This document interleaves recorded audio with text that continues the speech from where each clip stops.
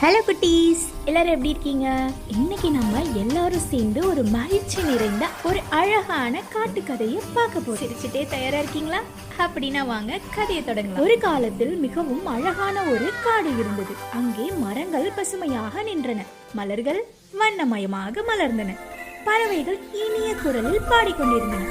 அந்த காட்டில் சிக்கு என்ற ஒரு சிறிய குரங்கு வாழ்ந்து வந்தது. அவன் மிகவும் சுறுசுறுப்பானவன், எப்போதும் சிரிப்பும் விளையாட்டும் தான். காலை நேரம் வந்தவுடன் சிக்கு மரமாக தாவுவான், சுழன்று குதிப்பான், வாழைப்பழம் சாப்பிட்டு மகிழ்ச்சியாக சிரித்து கொண்டே ஓடுவான்.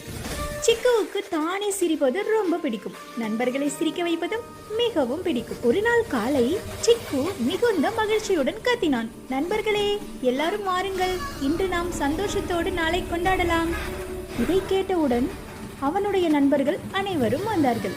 முதலில் வந்தது போபோ, அழகான கரடி, அவன் நடக்கும் போதே நடனம் போல இருக்கும்.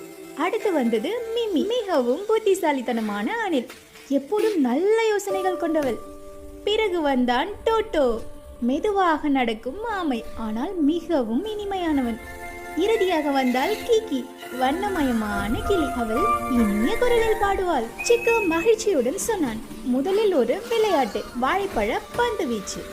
அனைவரும் வாழைப்பழங்களை வரிசையாக வைத்தார்கள்.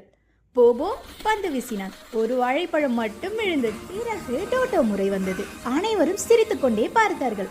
டோட்டோ மிகவும் மெதுவாக மிக கவனமாக பந்து உருட்டினான். தடாம்!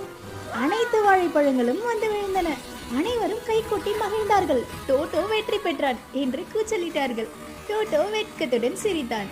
அதன் பின் இனிய இசை ஒலிக்க தொடங்கியது. போபோ மகிழ்ச்சியாக நடனமாடினான். அச்சமயம் திடீரென மழை பெய்யும். மழை, நடனம் என்று சிக்கு கத்தினான். அனைவரும் மழையில் குதித்து விளையாடினார்கள். சிரிப்பும் சந்தோஷமும் காடு முழுவதும் பரவியது. வானில் ஒரு அழகான வானவில் தோன்றியது. காடு இன்னும் அழகாக மாறியது.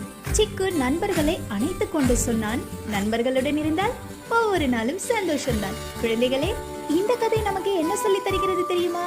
நட்பு இருந்தால் வாழ்க்கை இனிமையாக இருக்கும். இன்றைய கதை இங்கே முடிகிறது. மீண்டும் ஒரு மகிழ்ச்சியான கதையில் சந்திப்போம். நன்றி குழந்தைகளே, பாதுகாப்பாக இருங்கள்.